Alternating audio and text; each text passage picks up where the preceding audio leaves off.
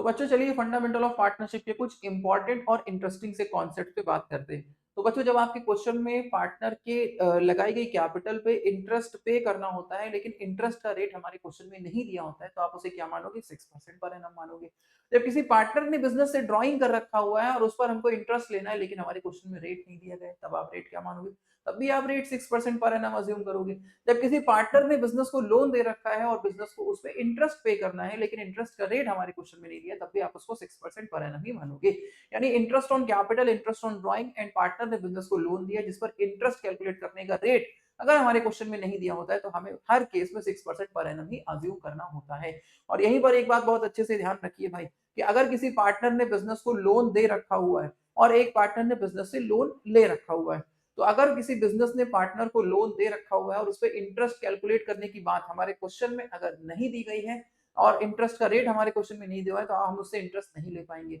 लेकिन अगर बिजनेस ने पार्टनर से लोन ले रखा है और उस पर इंटरेस्ट देने की बात नहीं की गई है तब भी हमको इंटरेस्ट देना पड़ेगा और वहां पर रेट हमें अज्यूम करना पड़ेगा 6% पर एनम। तो ये कुछ इंपॉर्टेंट से कॉन्सेप्ट है आपके